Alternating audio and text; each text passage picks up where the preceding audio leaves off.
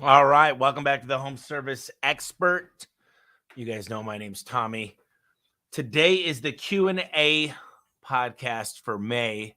I think it got kicked out because I've been traveling like a madman. If you haven't got the book Home Service Millionaire, I don't know where you've been living. Go to homeservicemillionaire.com/podcast. If you got the HSM course, it's a good course. It's a little bit older, but it's got stuff that I use to grow the business dramatically. It's course.homeservicemillionaire.com. I also have some cool things that we just put out. You guys have probably heard of my new book called Elevate, Build a Business Where Everybody Wins. Finish the Audible. It's going to be coming out soon, finally. So look for that. It should be in the next 2 weeks. It's completely done, edited, ready to be released. What else could I tell you guys? Built a new course for the book Elevate. Once again, it's all about building a business where everybody wins. Got done with Vertical Track. What an amazing show. Amazing speakers. So many takeaways. What the coolest part was hearing people that have been involved, my competitors, who have just made a ton of profit. They grew their revenue. They got on the same systems. They got Dan Antonelli to give them the brand kick charge. They've got Al Levy's manuals. They got the right vendors. They've got the right training. When you add it all up, it was we had companies go from 600,000 or 700,000 bottom line to 3 million. And it works. It's a simple formula. I've made all the mistakes. Why not just don't reinvent the wheel? Don't recreate the tire, right? Recreate the tire. I don't know. So if you're not on the Facebook group, Home Service Expert, you're crazy. It's free. And I promise you, all the content, go right now if you get a chance. I just made some awesome videos. If you like this Q&A, you'll love what I put out on TikTok, Instagram, YouTube, official Tommy Mello. Instagram's blowing up. TikTok's great. I'm doing YouTube. We're on LinkedIn. Tommy Mello. Find me if you like LinkedIn. If you love Facebook, go to Home Service Expert. We're doing some big stuff on Twitter. There's nothing better than investing in your own brand. And you guys know I'm authentic. I'm real. I'm still in the fight every day.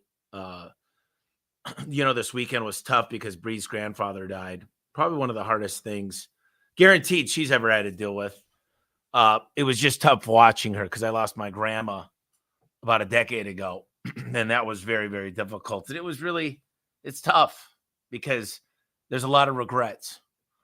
And the pastor that had married Bree's grandma and grandpa 22 years ago was the one that did the funeral. And he started quoting scriptures and said, not to have any regrets. No regrets. He said, you have time with your other loved ones. And this is a hard message because we all know we're trying to work to put food on the table.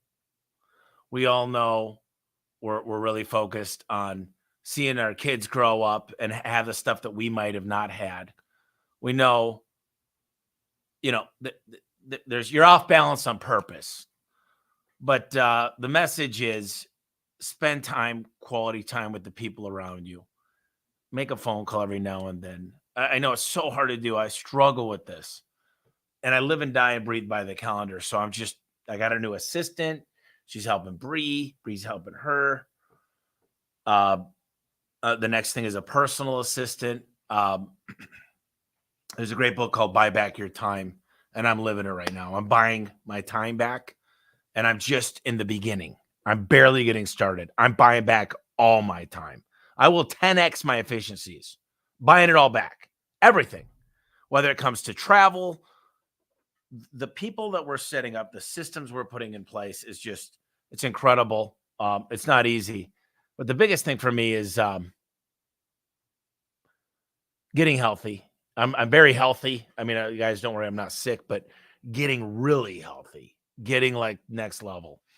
So I'm hooking up the Peloton tonight, going to pay for the subscription. I've got it at the house, hitting it. I'm not going to hit it too hard, 30 minutes. I've got the elliptical. I've got this other machine that goes up and down. I got the rope puller thing.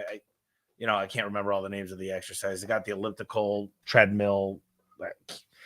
So I figure I could spend 10 minutes on each. That would give me over an hour. But let's jump into some questions you guys asked me. First, I'm going to ask some of the questions I'm prepared. David D. Camp said, I own a locksmith security company in the Boston region, and I'm looking to find out how you went out and first got your high-quality C-suite teammate. What avenues did you use to find this person? I would easily assume, but all these people are currently employed. Well, what I could tell you is the best ones are employed. If you go after, if you find a really good C-suite recruiter, they don't go on Indeed and post an ad. They don't go on Glassdoor and a million other sites. They don't go on Craigslist. They go on LinkedIn and they find somebody that fits. So first things first, define exactly who you need, what kind of experience, what you're looking for, how you're going to pay. And you should go find somebody that's already got a job, already got the experience. Why are these people all looking, especially in a C-suite? The best C-suite recruiters in the world, they go after people already that have a job.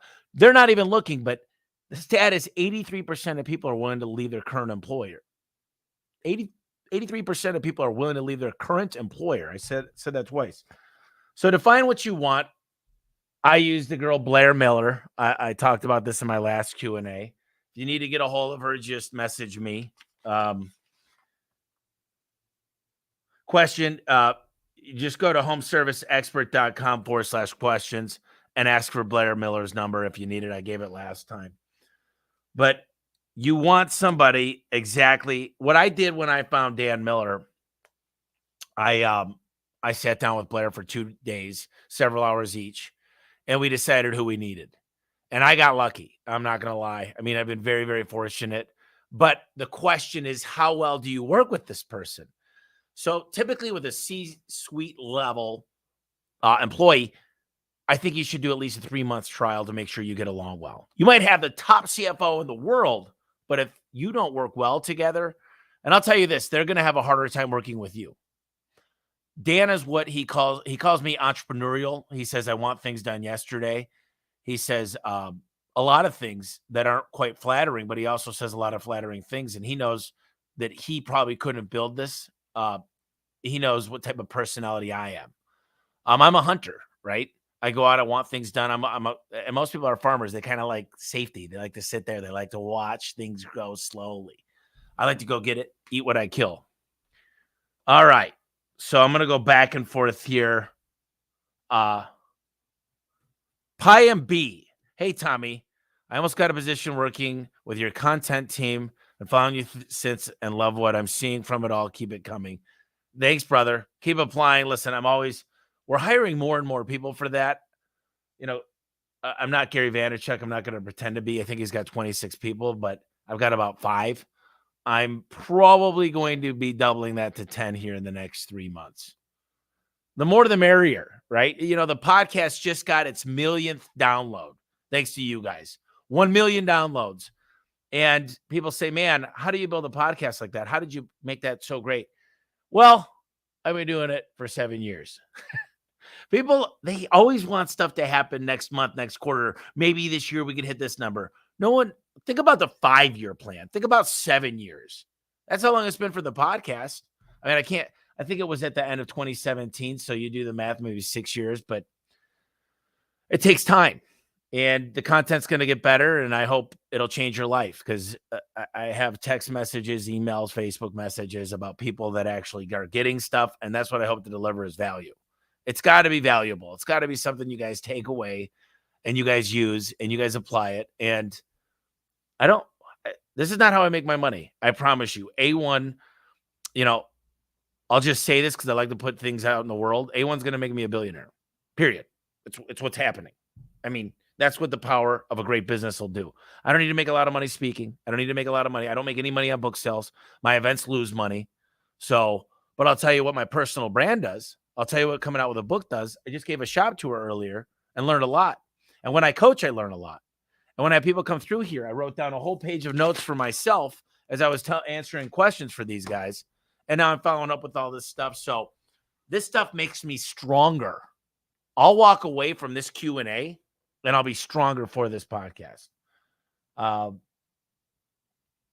Tommy, I got your book Elevate. Haven't finished it yet, but it's good so far. I hope it's good. You know, some of the stuff might be redundant.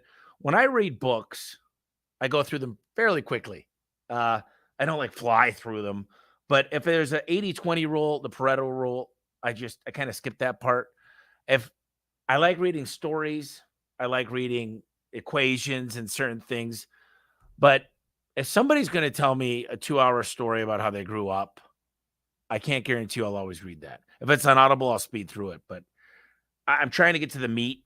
There's a lot of books that should have been an essay, so I'd like to read the cliff notes. I think my book, what you'll like about it is there's a lot of stories, and I had some co-authors. I like to mix it up, so I just try to really make sure that if you apply the principles in that book, there's a lot more gratitude you'll have out of your business when you help other people around you, when everybody gets to win. Vinny, let's see here. Vinny had a question. Hey, Tommy, I'm 18. I own a garage door company. Started from the ground out of high school over the past year. I do well over 5 figures a month, and I'm having trouble scaling it from here. Is there any advice to grow to $1 million a year? Oh, you know what? I'm sorry. Vinny said, how will AI help with smaller businesses? As what task will AI be competing? So let me go back to Vinny's question. So AI could write content. AI could help with sentiment on the phone calls. AI could help with auto messaging on your online chat. AI could work for LSA recently, which we started yesterday, responding to customers' questions, giving us a higher quality score on local service ads. It will actually be able to do a lot more than that. I think it'll help. Bree and my buddy Chad got in a car the other day. It was a self-driving car. No human beings got delivered. What if I could have parts get delivered? That has to do with AI. It'll help with inventory. It'll help with advertising. It'll help with social media. It'll help figure out things. It's a monster computer. It does computing at a different level. So you could ask it complex questions in the next few years, and it will be able to figure it out. It'll be able to take data. Now, depending on how much they release and what they use it for, but it's really what I think is going to happen is you look at the first McDonald's just recently. There's no human beings in the McDonald's. No human beings. You heard that right. So it's going to make things good and bad. I mean, it's going to take away some jobs. But for my company, it's not going to take away any jobs. It's just going to make it so we don't have to hire a lot more people. We're going to get more efficiencies. We're going to get economies of scale. Some people think AI is like going to change everything over the next year. I know some people that went to Warren Buffett's event, and he said nothing's going to replace humans in the near future. A lot of people said Bitcoin was going to go off in 2010. A lot of people, unfortunately, human beings can't keep up with the speed of technology. So, I mean, people could barely keep up with the pandemic. Every place shut down. They shut down the schools. Turns out there wasn't a whole lot there.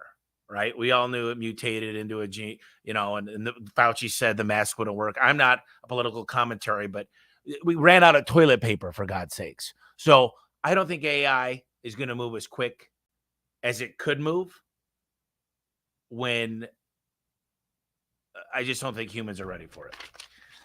Hey, Tommy, I'm 18. I own a garage door company. You're doing 5 figures a month. You want to figure out how to do $1 million. Well, when I was at the funeral, I met Bree's cousin. If you join the Facebook group, you'll see the video. He just texted me. First, I told him to build an Excel sheet. I want to know. He's got a landscape company. He doesn't have an EIN number, doesn't have an LLC. So we're going to get him set up. We got to build a brand. We got to get him all of his 4 things. We got to get him a website, LSA, GMB, PPC account set up. I'm going to build this business, and I'm going to document everything. We're going to teach them how to do door-to-door, how to do social media. We're going to show them how to do performance pay. We're going to get them on a CRM. All this is a day's work. It's going to be crazy what you could see I could do in a day because I had a landscape company. This stuff's easy. And then I'm going to show him how to ask every one of his customers for testimonials, reviews, and yard signs. We're going to figure out his cost per acquisition. This is just simple stuff. Dan Antonelli said it'll help with the brand. So he's he's got his graveyard of brands, and trust me, Dan is worth way more than he charges. But he's willing to pay it forward for a kid like this to learn from. And I wish I could do this with every kid with a dream, but unfortunately, I'm doing this to help a lot of people, including yourself. So you'll learn how to make a business from scratch and learn all the things you might have not done. But it comes to marketing and sales and being priced right. And then knowing your numbers. I've doubled down on knowing my numbers. And I'm telling you guys this, and this is going to sound really cocky, I think, but I feel like we're playing a whole new game. I feel like we've already beat people at chess 100 times because they say the 5 next moves in chess. I feel like now I'm on to like brain surgery more than chess. The numbers, the details, the facts that I'm pulling out of the company. But here's what the most important thing that AI and everybody leaves out is the people, the amazing coworkers I have in the business, these amazing technicians and installers and kick-ass dispatchers and my amazing call center and the way it all works together in harmony and the people that are being just come out of the training center and the vision and the people buying houses. You could probably beat me at a lot of the things one off. Like there's companies that are listening now that are probably, whether they're buying better or whether they got, maybe they're better at Facebook ads or they might be able to do GMB optimization better, but they haven't put it all together. They haven't put in the culture with the hiring, with the training, with the, we don't have a lot of fall off. They haven't put, they don't have a pinnacle club. They don't do gamification and they don't teach personal financing and how to build a personal budget. And when it all comes together, it starts building into this fast machine that's just, it's hard to keep up with. I'm having a blast. I am having an absolute blast. I mean, things are busy, but, some people get around, they talk about football, baseball, basketball, football, soccer, whatever. And they talk about their kids, and it's great, and I love that. And they talk about this. What I love the most is talking about business. I mean, this 17-year-old kid's talking to me. We're in the front yard, and I'm just like, dude, come with me. I say I need a couple. I grabbed an old school pencil and I started writing. And my hands were moving faster than my brain could write. And I'm going, da-da-da-da-da. I'm asking them questions. I'm writing a business plan. That's what I enjoy. So I don't ever go to work. It's fun for me if I hang out with people that like to talk about business. This is fun for me. This is not work. If this is work, whatever. This isn't work. Let's see here. Bria said, I was wondering if you have a company that vet your reviews. Yeah, I told you I use Consumer Fusion. I use Mark at Consumer Fusion, and he was at the event. He's able to remove all the fake reviews that are 1-star, that are lies, or an ex-employee. If it doesn't follow the guidelines, Consumer Fusion, Mark Spencer. He's been at my house. We've created a lot of memories. He's a down-to-earth, badass dude. And then I have my own team internally. So, yeah, that's a game changer. All right, let's go to this question by Williams Electric. I'm almost done rebranding and setting up my brand new electric company. Got out the phone with Paychex 401k service. Do you offer a 401k? Who do you go through? Yeah, we offer a 401k. I don't think you should start out with a 401k. You ask your employees what matters more, a new truck, PTO, insurance, a 401k. Every one of these things costs a chunk of money. So it's important not to offer everything off the get-go unless you got $1 million to invest. They all help. I have it all. I have all those things. Believe it or not, weekly payroll is really important to a person that's starting out that doesn't have a lot of money saved. Continued training costs money. Building infrastructure within the recruiting and training team costs money. Brand new iPads cost money. Paying for the tools, $4,000 per set now. That's a lot of money to invest. So what I would say is make the whole list of all the things I just said, replay this, and find out what the most important things are. Because if you're going to start with all of them, you might be broke before you get going. I'll get you the exact. I don't deal with the insurance. That's something I'm not interested in. Of course, I want great insurance, so we get the best policies in the 401k. But personally, we use Paylocity. And I don't know who we go through for the 401k, but go to homeserviceexpert.com/questions. That's homeserviceexpert.com/questions. is the questions page, and just fill out the form if you want to know something about specifics. Let's see here. Rachel, hi Tommy, love your podcast and appreciate your business wisdom. As a painting and drywall business over 10 years with around 50 employees, I feel we dominate our market, but know our tech systems can be better. What advice for AR and estimates if we are currently using task-based system, which send delivered to me and I enter send via QuickBooks Gmail? Needs to be simple enough to be written by others, approved and sent by me.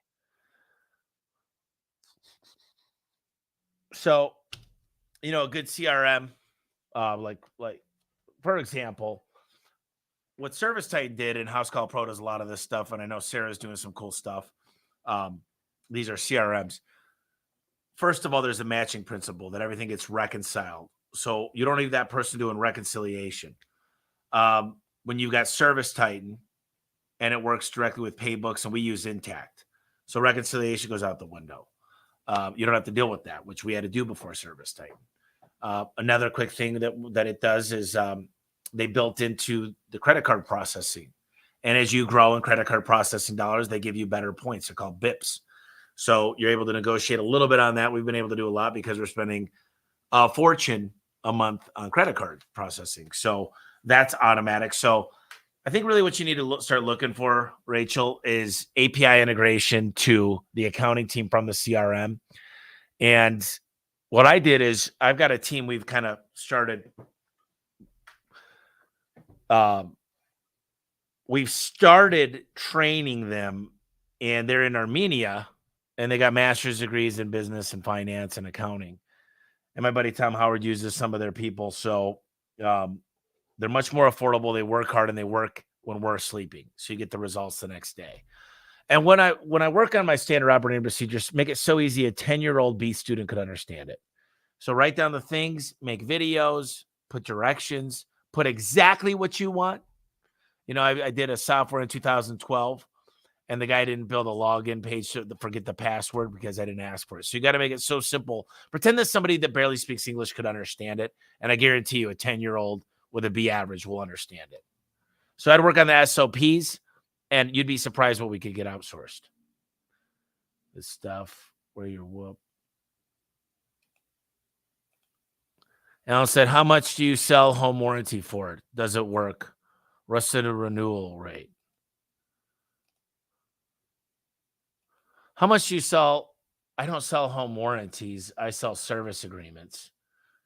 And it's $12.95 a month. And yeah, we have 27,500 and renewal rates through the roof because we offer 151-point tune-up. It's part of the fee. We go out there every year. We lubricate, adjust, tighten, perform our 151-point tune-up. And it's not supposed to be a revenue generator, even though it is. What it's supposed to do, Alan, is build a fence around the customer so they like us, know us, trust us, get to build a relationship with us. And eventually they will replace their door. It might not be 2 years. It might not be 8 years. But those will all turn into money because they like us. They might move into a new house. They might get a rental home. They're going to use us. So that's why service agreements work so well is we build trust with the customer. We're not out to rip them off and ding them every time we see them. You never send a salesperson to a service agreement. You send a maintenance tech that's just supposed to do the job. Yes, there's opportunities for bottom rubbers and other things sometimes, but the goal isn't to go sell a bunch of stuff. You can't send a lion into to a kitten, right? That's a bad analogy, but my point is go easy on these jobs. You don't try to sell. You're making enough money on it. And then your goal of service agreements is to get them close to one another. And of course, there's going to be some turnovers. It's an old door. It's wore out. We've already spent good money on this door. It's dented. People crash into their doors with service agreements. People decide they don't want the wood doors. There's all kinds of opportunities. People make a bonus. They get their credit card money back or, tax money, and they decide they want to upgrade. So there's all kinds of times where the service agreements will turn into money the next year. Can you suggest any top-notch HVAC sales training courses? Looking to get my team trained up. Joe Crisara does a fantastic job. I've invested a lot with Joe Crisara. I've recently invested in Andy Elliott. I invest in both of them. I invest in So much books, so much training, so much consulting. I don't think one sales coach could necessarily get with every mindset because see, people have personality types, and it's hard to emulate just one coach. Some guys are like rip your head off, go in. Some other guys are funny. Some other guys are really assertive. It really depends on what your team is, and you might say all my guys are the same, but they're not. And the 5 ways. There's 5 ways of appreciation in the workplace. So there's different types of coaching methods. If you read the book, The Coaching Effect, it talks about, and this is another thing is I'm willing to spend all this money to continue the coaching. And people are not willing to spend $5,000 on a coaching. People are not willing to spend really anything. It's amazing. The answers are right in front of you. But I will say this, don't go out and spend all this money on this, then this, then this, then this. If you don't have the money, you need to spend your money on the first things first. Levy talks about your top 5 list, your top 30 list, and then your top 100 list. And be sure you can't go out and just spend all the money on all the coaching and all the wrap trucks and all the designs and all, every consultant out there. You got to figure out what's going to move the needle and make profit first. Let's see here.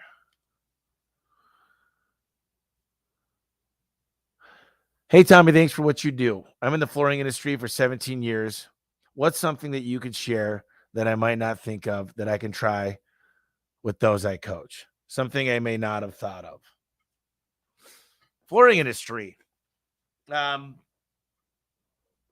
What's something that you could share that I might not think of?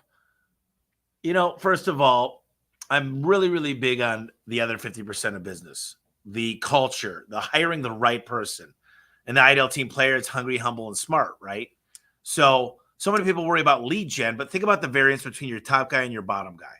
What if you could get your bottom 5 guys, if you got a 15-person company, in the top 80 percentile? Well, you do that by hiring the right people, and people do better when it's competition. You've got to display your numbers so everybody can see them and go over them in front of everybody and then on your one-on-ones. Think harder about marketing to the right employees. And if you get the right avatar with the right tonality, with the right eye contact, with the right body language, I promise you it'll be way more successful. Some of the other things, if you read the, I've said this a lot on this, but the Ultimate Sales Machine, start to come up with a case study about your business. So for flooring, especially with carpet actually holds germs inside. In fact, people with carpet in their office actually have a healthier workplace. And they've proven this. They've done case studies that it holds the germs in and people get less sick. And you put the right air filters in and it'll keep the people healthy. But guess what? After 6 months, the germs start to spread and it's more. If you're going to not clean the carpet and it's holding all those germs for over 6 months, it's going to be an unhealthy environment. And you might as well go hard floors and get it mopped all the time. So knowing this, the guy got the carpet cleaned every 2 years. The businesses, when they figured out this case study, they got 4 times the frequency. Remember this and write this down. 3 ways to make money. Get more customers. That's what all you guys are crying for, calling all your marketing. I need more customers. We're slow. I'm trying to keep the mouths fed for all my technicians. Yeah. Because you were spoiled for the last 4 years. Sorry. I know every business is slow. Every company's slower because we were spoiled. So you got to get better. I'm sorry. But write these 3 things down. So get more customers, charge your current customers more, or have them come in more frequently. Those are the only 3 ways to make money. Yes, you could cut costs. You could get higher booking rates, blah, blah, blah. But higher booking rates mean more customers.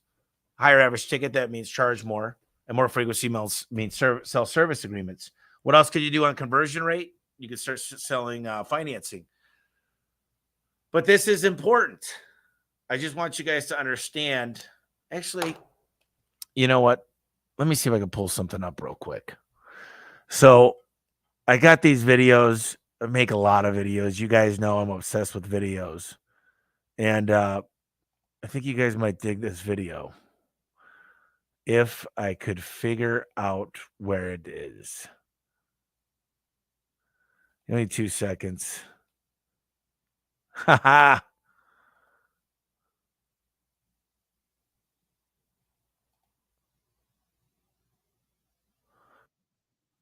No, hold on. We'll edit this out in the podcast so they won't have to go through this. Okay, some of you guys might have seen this, but I think this is important to watch. So let me go.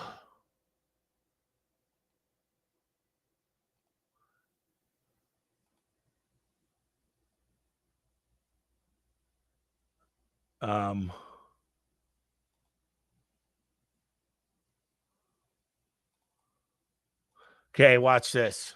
Hopefully, you guys see this. Watch, pay attention.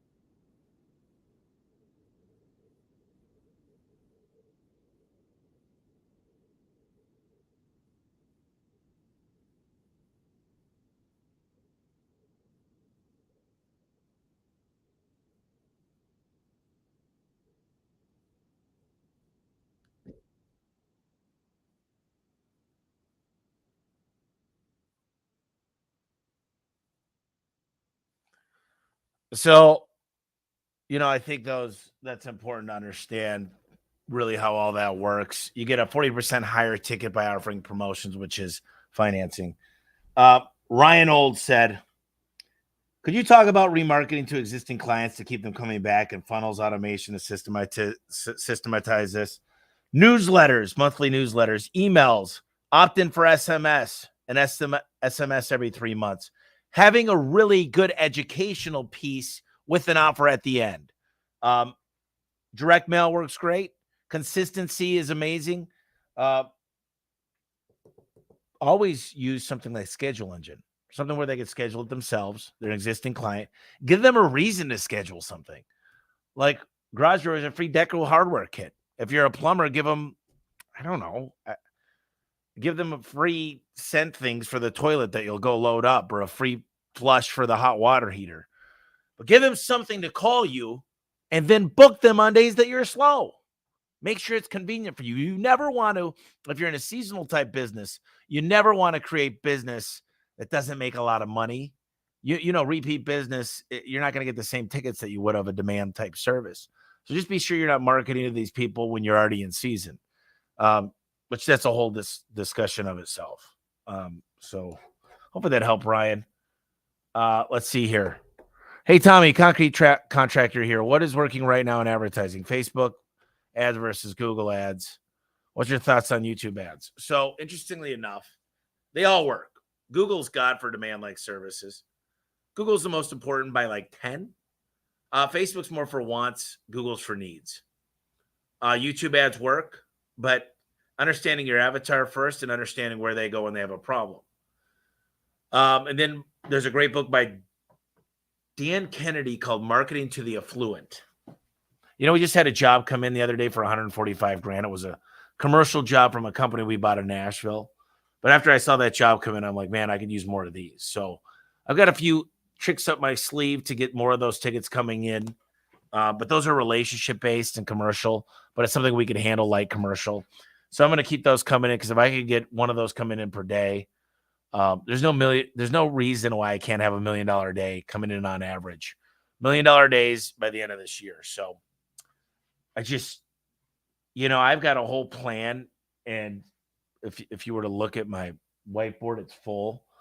I've had about 15 one-on-ones in the last 5 days, And I've got a full plate on everybody's shoulders of things they need to do.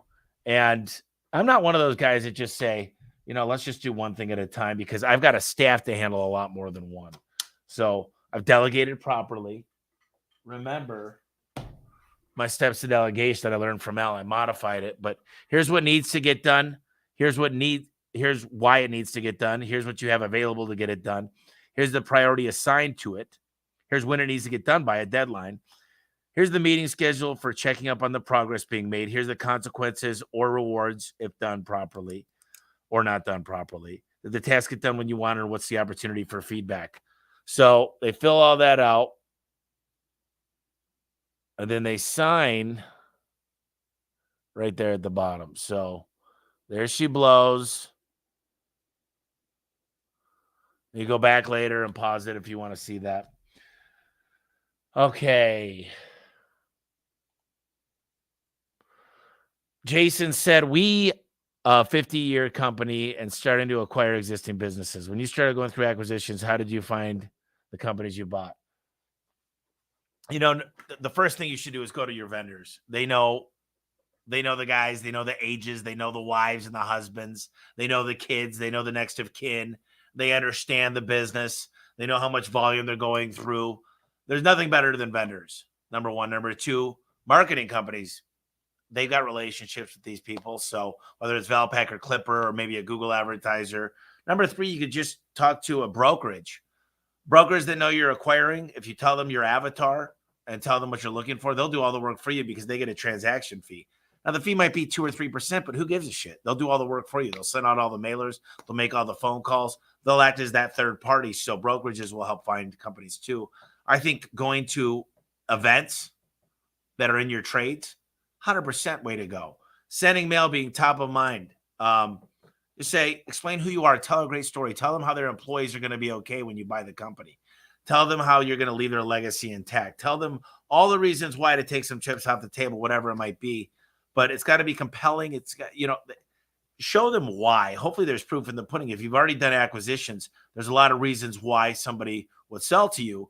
And hopefully, you should have results. Let's say, here's what happened and everybody got paid. Get testimonials from the people that already done the acquisitions from you.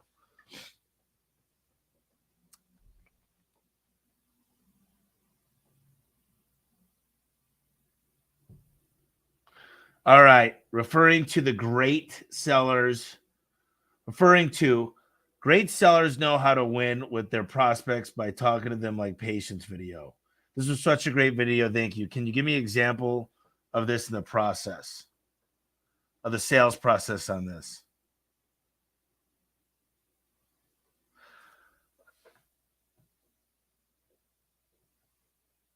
Well, I think what you're talking about is when I dress up like a doctor, like tomorrow's orientation. And what I mean by that is I'll say, how long do you want to live in the home? Tell me a little bit about your family. Tell me who sleeps above the garage upstairs. Tell me, when's the last time you guys used the snowmobiles? How often are you going in and out? Do you got a door on the farmhouse out there that you go in and out? Do you like to know when somebody's in there? Because it's literally diagnosing the person before the problem. Am Stark on IG, that's who this is. So you got to ask great questions. You got to be, here's the deal about IQ versus EQ. IQ is like, I could do a math problem and I could write a perfect sentence and put the commas in the right place. And when I say you're a good guy, it's YOU''RE versus YOUR. That's not going to get you anywhere in life. Unfortunately, high IQs very rarely have great businesses. It's high EQs. How do they make people feel? How do they know when to ask another question? When do they know what to smile? How do they understand when somebody's not feeling great? You look at the people that, some of you guys seen the bar scenes when you were younger, maybe, or today, and guys are talking to girls. You could just see the person that has the confidence. They know when to smile. And oh, geez, they're telling great stories. If you don't have that, you're sitting there in the corner afraid to start anything. Most people, Dan Pena, the $1 billion guy, whatever his name, Dan Pena, he's like, people with low IQs are more successful because they don't have to think so hard about shit. They don't have to try so hard to get started. So many people are like, yeah, we're just not ready yet. We're not ready to get going. It's not perfect yet. We really should work on this first. They got every excuse. They overthink rather than just start. I think that's one of the things that I go figure out what to do. Someone says it in a book or on a podcast or an event, or I go visit a shop and they say it. I'm doing it before I get back home. Other people are like, yeah, well, it's a great idea. It's easy for him to say. Bullshit.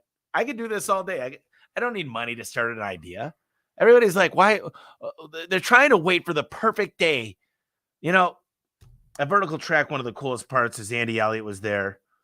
And he made this comment that really popped for me. He goes, why nobody trusts a lot of you? It's because you look in the mirror and you tell yourself you're going to do something. You lie to yourself in the mirror. You lie to yourself every day. You say you're going to get in shape. You say you're going to spend more time with family. You say you're going to do this. You say you're going to do that. Why wouldn't anybody respect you? Why would your kids respect you if you can't even be honest to yourself? Think about that. If you look in the mirror and you lie to yourself, you say, I'm going to quit doing this, or I'm going to start doing this more, or I'm not going to buy the bad food, and you cave into yourself and you don't have any discipline, why would anybody else take you seriously? I mean, it's not easy. You can't live the perfect life. You're not, Jesus of Nazareth, Nazareth. That's a hard word for me to say. But my point is, you got to quit lying to yourself. I don't know where I was going with that, but have read Elevate, Reading the Home Service Millionaire Now. I own an HVAC company outside of the USA. Can you share more details on how you remunerate your installers? How do you structure the performance-based benefits? I don't know, remunerate. I think you're talking about how do I pay the installer. So here's how it works. We have 10 installers go out with the same job, and we look at their skill set, and we've got 3 levels of tech. The more skilled you are, the harder door you could install, and then we come up with an hourly. So just like a mechanic, if you go in the Kelly Blue Book of how long it takes a mechanic to fix, let's just say it's a 350 engine, whatever. It might say 8 hours to do this job. Well, every mechanic knows you charge by the hours it takes in this book. But the best mechanic shops say, listen, if there's no warranties on this call, you get paid 8 hours no matter what. If you do it in 5, I can't punish you for being more efficient, having your tools organized, and having the experience to do it. So that's what we do. We basically say this is how many hours it takes. Now we add in, we got to reframe it. That's an extra hour. We pay for an extra hour. If you got to run to the store because we didn't supply you right, we'll add a time. And we've got really, really smart people. We got this gal named Leanne. She's a FP&A. That's her title, FP&A.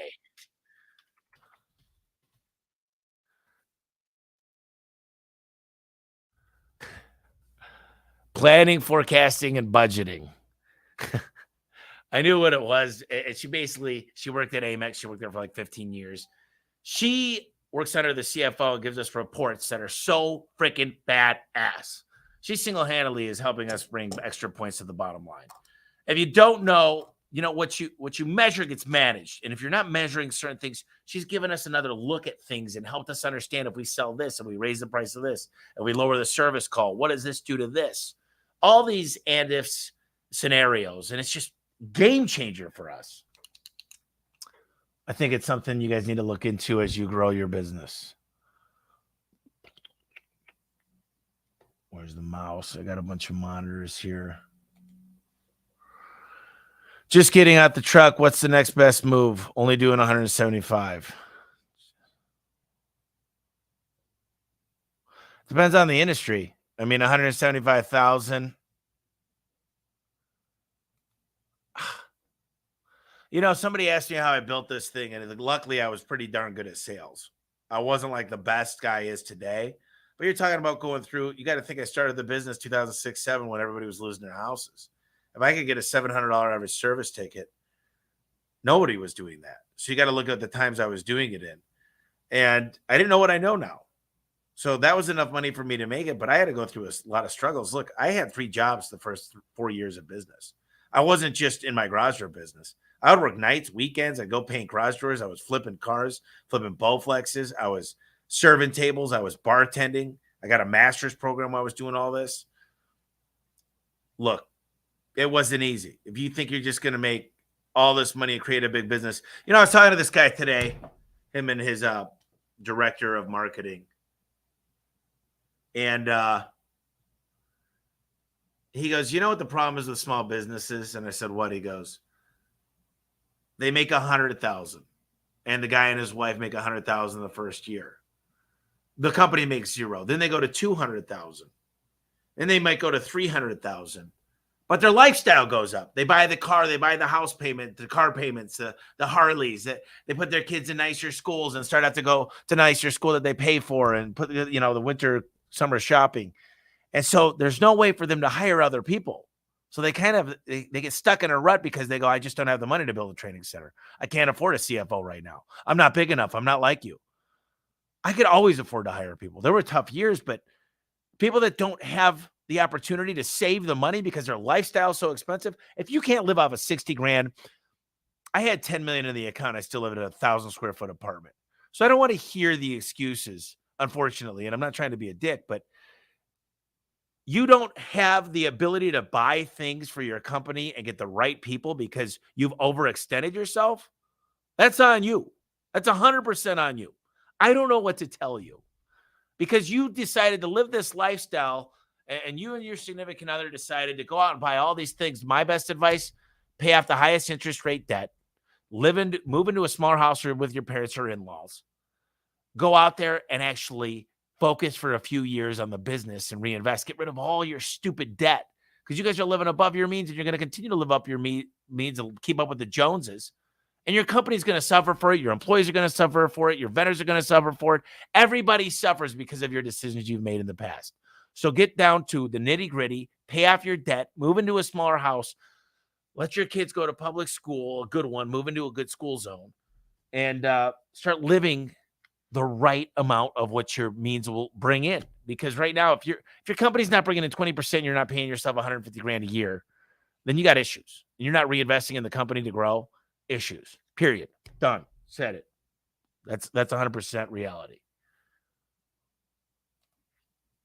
Hi, Tom. I'm a sales rep in the home service improvement industry, making over $250,000 per year, thinking about going on my own. What are the words of wisdom? I'm 61 years old. Great energy, lifelong learner. Robert, here's number one is, I don't care how old you are. 61 years young. You still got this. Just realize, Colonel Sanders was at 65 before he started making money in KFC. But, what do you want your life? Here's what I would do. I'm 61. What does my life look like at 65? I'm collecting Social Security. What does my life look like at 70? How much time do I want? How much do I want to fish? How much do I want to golf? Do I have grandkids? Do I have kids? Do I have a wife? Start figuring out how much time, because if you think hopefully you have at least 500 grand to put into the business, because there's 2 ways to really do this. You could invest money, which equals time, or you can invest time, which slowly will equal money. But investing money saves time. And I think if you stayed on this podcast and asked me questions every month and I could help out, we could skip a lot of years. But you got to know what your life looks like, man. So important. Don't make every mistake. Read all the books I tell you to read. If you go to Tommy's Rolodex and go to the books section, it'll tell you the books. There's about a dozen books you should start out by reading. I can give you another 100. But read all the right books. Listen to this podcast. Ask great questions. And have a lump sum of money to invest. And I'll show you how to get an SBA loan, clean up your credit, what Dons and Bradstreet is. We can go through this, but have a very detailed plan, because why would you leave $250,000? If you could make your bills on 70 grand, which is a lot of freaking money, unless you're wasting it all. Sorry, Robert. That gives you 180,000. Okay, so let's run through some math here. let's just say at you're 61, you want to go 9 more years. That gives you, let's see, 900 plus 9 times 8 is 72. So that gives you 1.620. $1.6 million, not to mention at age 65, you're collecting Social Security. So if you went just 9 more years at 70, you'd have about $2 million. Now, the rule of 7 says at 10%, you're going to double that. Hopefully, you have a 401k or a Roth IRA or an IRA. Hopefully, there's an opportunity. But what is your plan of starting your own business? Because if you don't think you're going to have to sacrifice relationships, time, effort, and energy, and you're not going to be having your down days, you're not going to want to quit half the time, the odds are against us, just like marriage. We know majority of businesses fail. And you're already in a good spot, and I'm not trying to dissuade you. I'm really not. I'm just trying to show you your options. A good mentor shows you your options. And if you're 100% on this, I will help you in any way I can.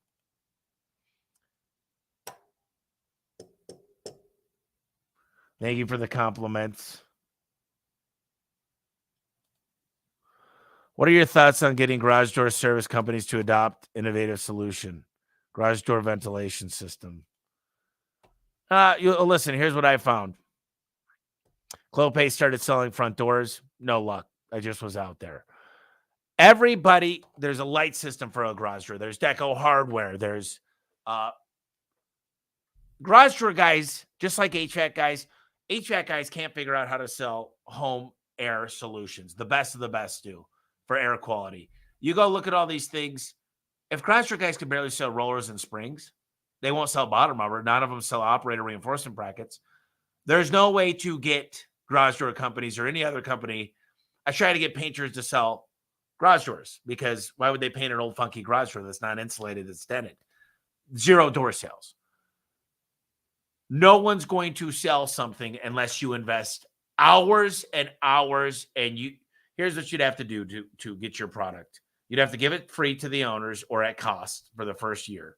And then you'd have to come in and train at every meeting, talk about gamification and what you're going to do to sell it. And the owner's going to say, hey, listen, I don't make as much on this, so I don't want you coming in unless it was super profitable. I need my guys. Do you know what owners are saying right now? They're going, I can barely get my guys to show up sober and drive okay and sell the basic things that keep payroll done. They're not interested in selling other things most of the time.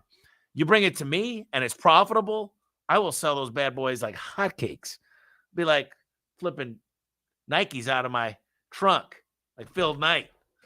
But, everybody wants me to sell their products. And, my cost of goods on service is 12%. That's my cost of my materials. So that means I'm able to 9X, a little under between 8 and 9X. So if I can't 9X your product cost and be very low on labor and be able to pay my guys great money on it, it just doesn't make sense. I'm just being honest with you.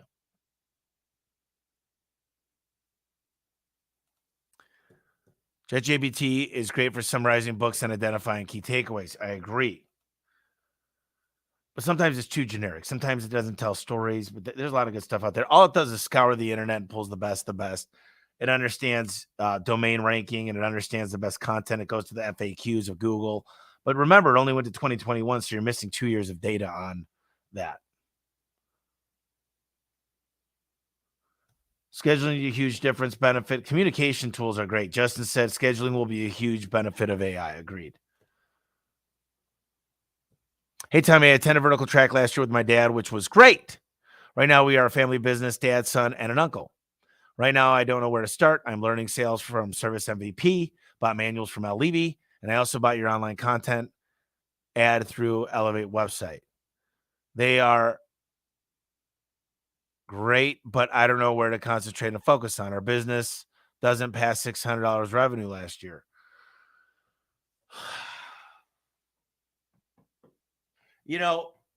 Here's the deal, Jonathan. What I can tell you is you got to go back to the basics. You got to find out what's going to work, man. You got to figure out. You need 2 things.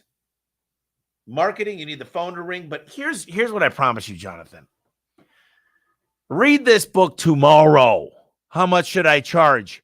You might say, well, We can't get that kind of money in my market, Tommy. You don't know. You don't understand. The people don't spend that much money. Oh, that's bullshit. You might say, well, we can't get to the phones 24/7. BS. You could say, I can't get great technicians. This economy, nobody wants to work. All excuses. And I'm not coming down on you, Jonathan. I'm talking to the crowd here. Kills me. Listen, great technicians are everywhere around you. There's a great busboy. There's a great guy at a gas station. There's a great Amazon person. Everybody's great around you. Number two, price right. It's all in your head. It's a huge facade. Oh, well, that's not what we charge in my market. My market's different. Your market, you must not be in the United States. If you can't get, I'm in 36 markets. Just bought a company in Columbus. Just bought a company in Nashville. Took their average ticket right to A1s. First week out.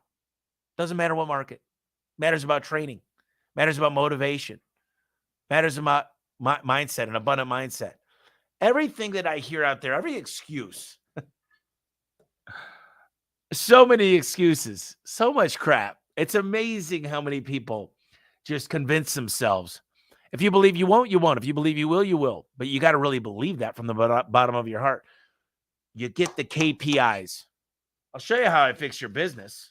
It's very simple. You need to do 2 million next year because 600,000 is not cutting it. And then I'm going to ask your average ticket, your conversion rate face-to-face. And then I'm going to ask you your booking rate.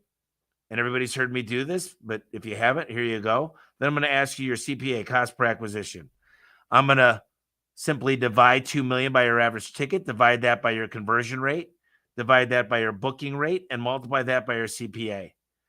If the total comes to more than 10%, so meaning that if 2 million comes up for more than 200,000, then your KPIs are broken. Guarantee your booking rate is effed. Guarantee your conversion rate's crap. And I know for a damn sure your average ticket is horrible. And you might say, well, we're not getting those good of customers because you're advertising in the wrong areas. So it goes back to the fundamentals. Understand your KPIs, know your KPIs. See, what Al Levy helped me understand was how to build a business with technicians. Well, what Home Service Expert and Elevate talk about is when your company grows to more than 10 people. If you're doing 600,000, I don't know what your industry is, but I've got technicians. I've got technicians that do 4 times what you do in a year. One guy. So, because we know how to breed them.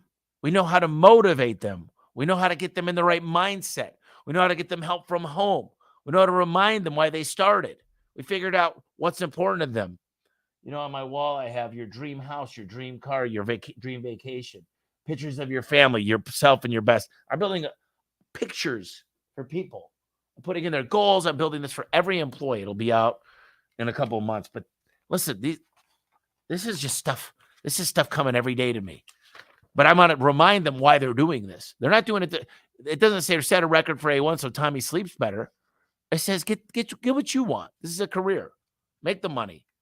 Have delayed gratification. You know, every phone system. So Justin Stone said, what phone systems are you using that allows you to analyze your calls? Well, Dialpad does. I mean, every phone system out there on a VoIP system should be putting the sediment in there. How accurate is it? You know, a lot of them train, and I don't love AI because it could transcribe everything. I'm just not a huge believer. And for what I could pay somebody in another country to listen to all my calls and grade them right using something like ScoreBuddy, I know for a fact that top companies in the country do not use AI on their call monitoring because it's so hard to learn your particular business on what you consider an opportunity and train during your exact business. So until you set an SOP for exactly what the call should be and exactly the formula should be and exactly what minute should happen, guess what? No AI is going to fix crap ever. Not possible. Well, show me when you take the address, what you're asking for first. When you talk about, have call it a magic moment like Joe Cristara talks about. When that happens on the phone, show me when you're supposed to be smiling on the phone, when I'm supposed to grade that. Until you thought of every little thing on that phone call, I promise you, I promise you, no AI is going to fix that, Justin.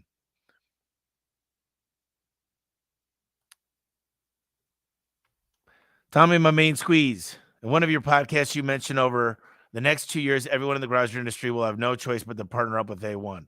Curious why you said this, and are you going to make this a reality? Well, Sean, I believe in myself more than anybody. I walk into a room confident, and because I'm the most vulnerable person ever, I ask for help all the time. And I'm the first one to ask for help. And here's the problem. You've done the math inside out. Economies of scale. There's no platforms out there. I have most faith in the world that people are going to get to 20 million of EBITDA. But by that time, we'll be at 250 million of EBITDA.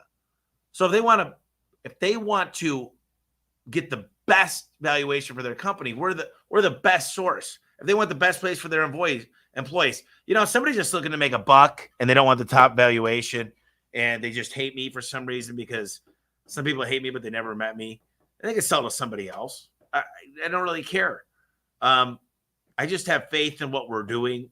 We're hiring the smartest people, the best of the best. And yes, there could be other competitors, but wait till you see what I'm working on for next year. All I got to say is people better look out because I'm coming in.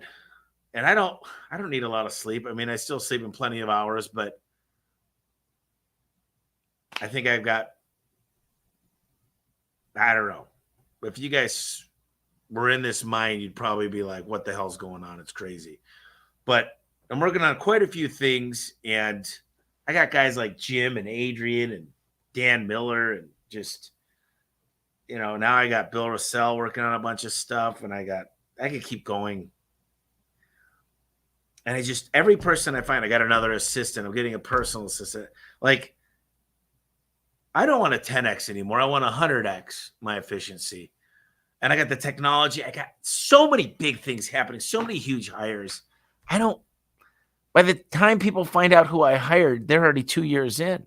And like I said, I share everything with you guys. So it's not a big secret. It's just, how could you afford all these people? I mean, 700 employees, be 7,000 in 3 years. You nail it and scale it, right? So that's where I'm at with that. Let's see. Big issue in my company, HVAC in Florida. How do you handle a rejection of a customer saying, I have to get my wife when she's home? It's called a one-legged lead. We call it Mello the customer. When we're getting to know the client, we're asking about, oh, I saw some pictures of your beautiful wife. What does she do for work?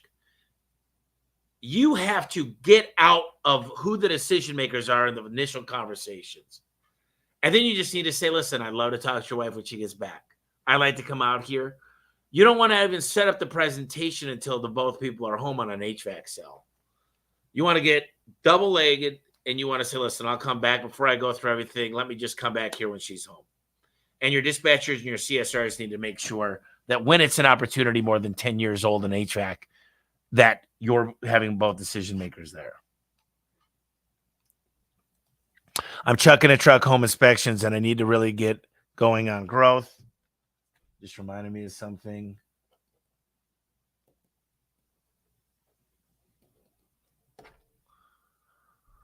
Growth and marketing. I came up in sales during my real estate career, and I'm having trouble getting energized to do the work.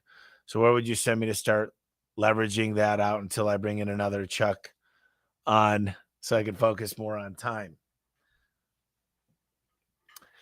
Well, here's what I would tell you. If you're not motivated to do the work and you feel like you're chucking a truck, I think you better switch careers. I know that sounds really bad, and I don't have your name here, it just says Facebook user, but if you don't love what you do and you're not challenged and you're not having fun anymore, do yourself a favor. Go find something you enjoy. Number one. Number two is start taking vitamins, man. Start getting some walks in, slow down the drinking, drink more water, try to get your energy back, try to get your thought process coming smoothly, maybe a one a day multivitamin, whatever you need to do to get your stuff together. Maybe ginkgo biloba, but you got to you can't be a chuck in the truck. You got to be something different. You got to offer something different. You got to be better. You got to offer something better than the rest. You know, it might be an offer. It might be, you might add something to your bill, you know, what you do as a handyman. I mean, I'm sorry, as an inspector, but you got to do something to get your confidence and just have fun and get passionate again. Mark Hunter, my man, agree. Nobody put it all together the way that you do. Spot on. Mark's a really amazing guy. If you haven't read his books, he's amazing at sales. Rachel said, I love that you are so complimentary of your team. Culture is so essential. You can have the best business in the world, and if your culture sucks, no one will stay. Absolutely. Hey, Tommy, in the process of trying to buy a garage door business, 2 months still waiting on the owner to get the final books to finish the sell. Selling seems low priority, and suggestions to get this moving. You fly out there and you get it done with them. You take a person and you say, listen, let's just do this together. We've had to do it 3 times. You say, listen, we know the market's not getting any better. He's got to have a reason to hurry up. So what I would say is, first of all, do not email or call garage door people or home service people. You got to text them and figure out what's good for them, and then fly out there, do whatever you have to do, sit down with them and say, listen, I want to help you get this done. And just ask them point blank, is there a reason why you don't want to do this? This is where having a dinner and having a straight one-on-one conversation that says, are you worried about something? Is there any questions I can answer? You know, I just want you to level with me. I don't want to be a pest, but let's figure out a way. If you want to get this done, we'll get it done. If not, I'll give you some time. You need a couple months, but let's have him stop wasting your time.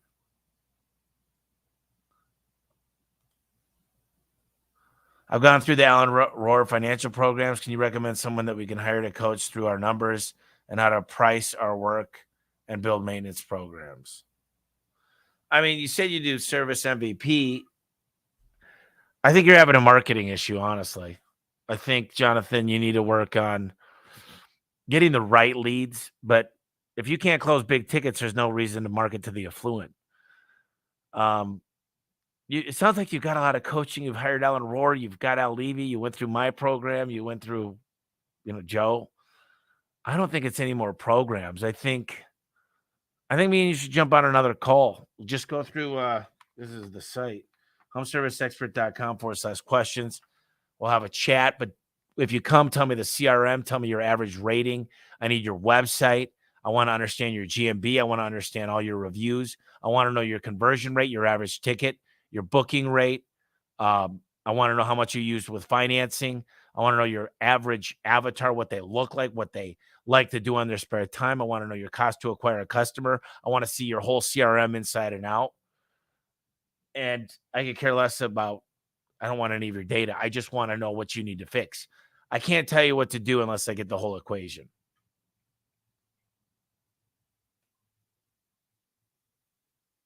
What's your opinion on using temps? Temps are great for less than a week's worth of stuff, but I'd like to know with what. Why would you need temps? And for how long? Because temps are okay. They want you to hire them, but there's a reason they're a temp, temporary employee. They're not the best. Some great people went to temp agencies. I've got one that's lasted for me for a long time, but still, highly don't recommend. Just got some billboards going. I know you mentioned billboards are long-term to work. Have you tried any call to actions on billboards, though? Well, just remember, you can only read 6 words. No call to actions are going to work on a billboard. Very rare. Billboards are not for call to actions. Radio and TV would be call to actions. Billboards are more almost a pure branding play. Remember, 7 words, very max, usually 5 words. So I don't think a call to action on a billboard. Call today for you're already running out of words if you got your business name on there. How to keep data integrity with marketing when a lot of the people just Google the number to even call. Well, they found you on Yelp or a mailer, for example. I'm finding people will say Google for an easier answer. Attribution, call tracking numbers. You go sign up with Susie Boyder at CallCap, which if you email, I can get you a special price, homeserviceexpert.com/questions. Your number has to be going, they got to get ported over to someone else, and then you get attribution. Now, Google's going to get credit for a lot of stuff. But to not have those numbers, Yes, people lie. They say I got you on the mailer. I saw you on the Valpak thingy, even though it was Clipper or Money Mailer or Savvy Shopper or whatever. Having attribution by number tracking is the only way to go. I've got 6,000 call tracking numbers.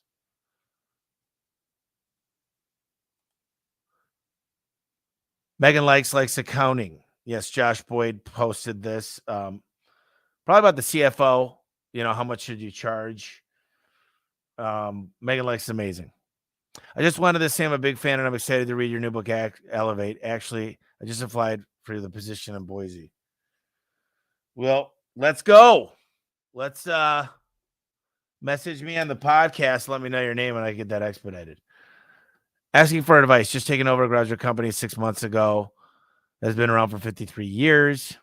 Would you keep the same brand or do you think rebranding would be a better option? If so, how do you approach this? Number one, I say this. How's the marketing leads coming in? I don't care how long it's been. How many leads are coming in per day, and are they coming from marketing channels? If you're getting 50 calls per day from the old brand, and you see that people are loyal to it, they love the old brand, it's been around, you know, the kids grew up together, it's a whole different ball game. Now, if all the leads are coming through marketing dollars, then rebranding won't hurt. And then what I would do is, you guys know, I like Kick Charge. I like Dan Antonelli. He's going to ask you what city you're in, what the brands are out there. He's going to look at HVAC versus, he doesn't want people getting confused on the brand. He's going to ask you what's important to you in the brand. You're going to get here's what I would do. If you plan on growing the company, you got to get a trademark on the brand. There's all kinds of copyright things you should do, but is it a brand that you could put on the walls? Is it a brand that you can put on the carpets? You could build core values. Does it tell you a story? If not, rebrand. I've got a mid 7-figure business in Canada and currently working on systems to scale to 8 without franchising. So thank you for showing me that it's possible. I want to start networking with other people ahead of me in the trades that I can learn from. Even events, would you recommend I fly out to? What events? Well, there's a new event. It's not publicly known yet, but you guys are the first ones I'm going to tell. It's called freedomevent.com. It's November 1st, 2nd, and 3rd. It's going to be in Orlando. Come to that event. You want to see a game changer? This is it. This is history. November 1st, 2nd, and 3rd, freedomevent.com. I don't even know if the website's up yet, but you're going to start seeing it like crazy this month and all summer.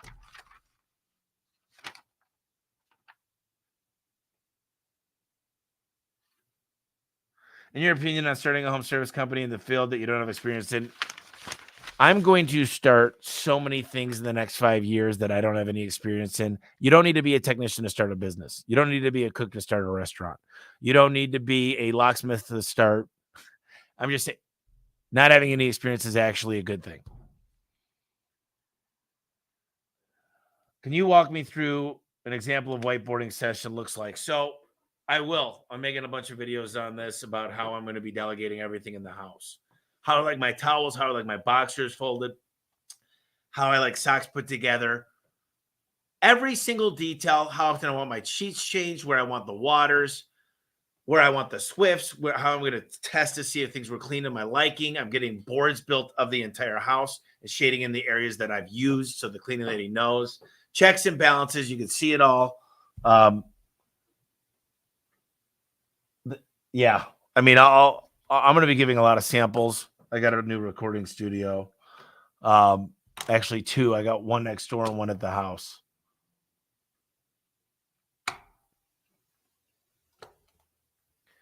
Damn, that's a lot of MAs. Mine are 26 per month, but the texts have not mentioned kickback on price. Should offer a lower price. MA. We're just really getting started on some momentum on them. That's a lot of MAs. I don't know what the MA is. Mine are at 26 per month. Market agreements. Oh, yeah. Yeah. So I call mine service agreements. So whatever yours are MAs. 26 per month, but my texts have not mentioned kickback on price. Should I offer a lower price? No, but what's your conversion rate? Tell me, and listen, this is not, I'm just mentioning this because I want more questions and I love it, but homeserviceexpert.com/questions. I need to know your conversion rate on your MAs or service agreements. I can't tell you if it's too high of a price. I don't know what your conversion rate is. Peter said, what is good debt equity ratio for a $500 to $1 million home service business? I've kept half, but that's starting to seem very conservative. Oh, this is a good question for my CFO.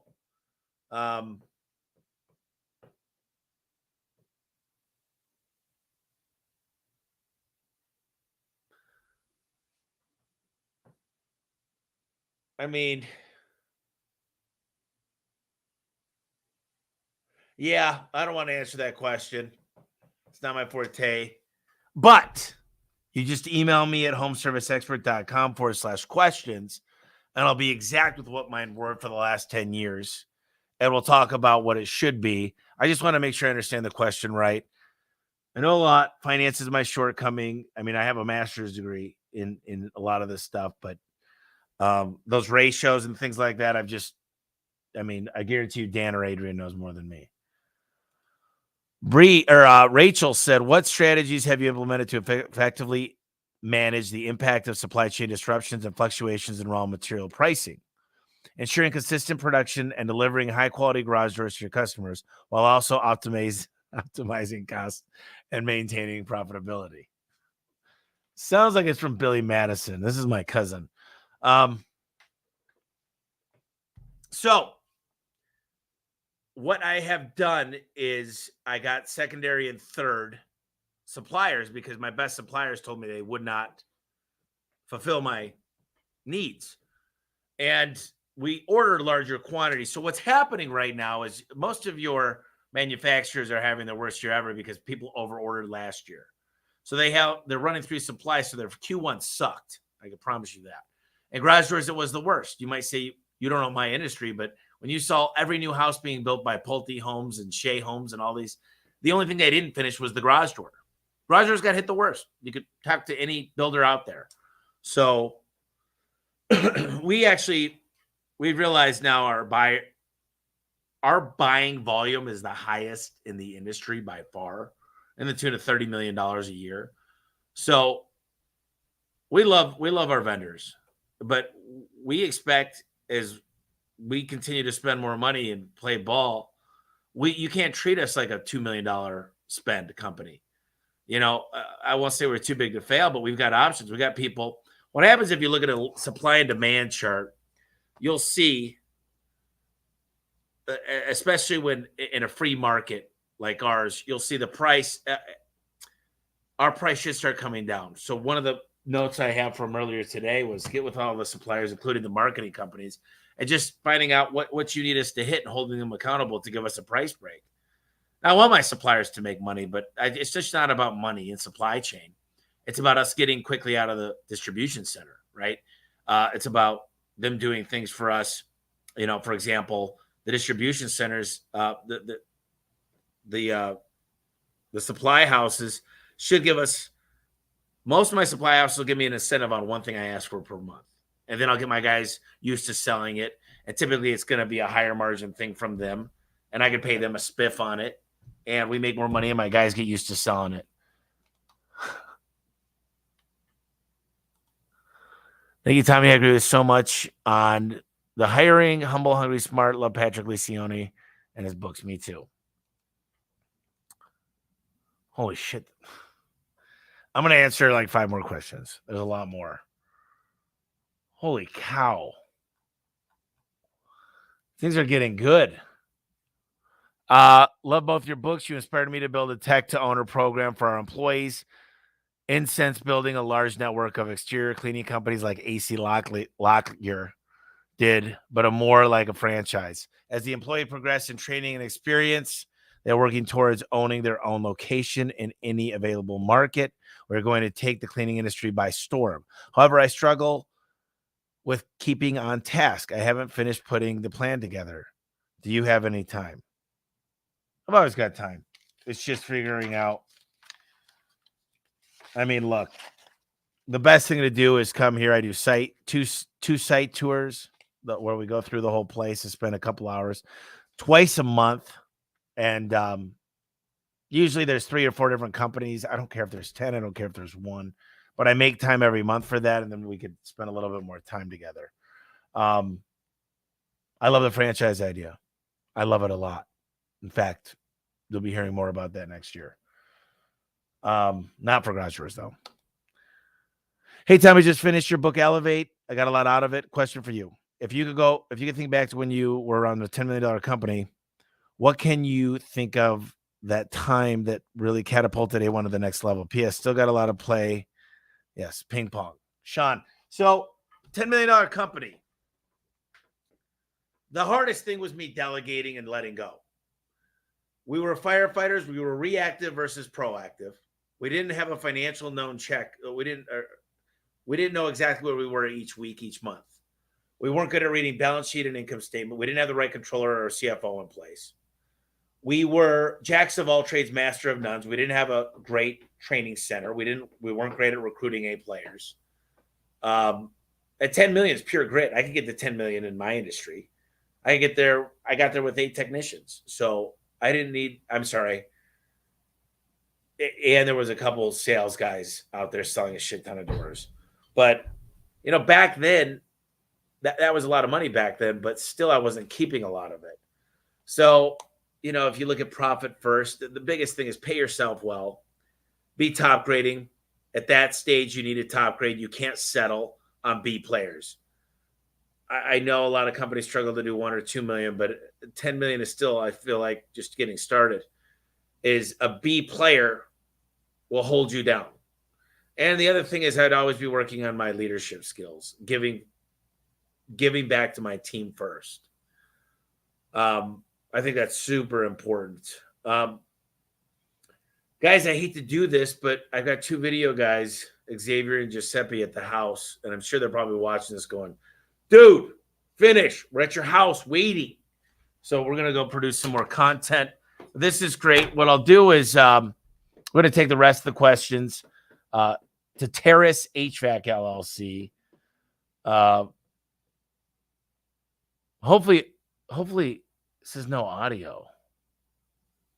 Oh, you know what? You guys probably didn't hear the audio earlier with my video. Oops. Man, there's a lot of questions. So keep asking questions. I'll go through and answer all these, but I got to get to these video guys before they have to leave. So you guys are amazing. Take these things, use them, comment on them, share this podcast if you like it. Let me know how I'm doing. Leave me a review if you get a chance on the podcast. Really helps out. We just got 1 million downloads. I'm just, you know what? The more people that hear about this, it just feels like the more I'm blessed, the more people I get to reach out and help, and the more it comes back full circle. Just remember this. You can have everything in life you want if you just help enough people get what they want. You guys have a fantastic night. Appreciate all the great questions. I'll be sure to answer the rest.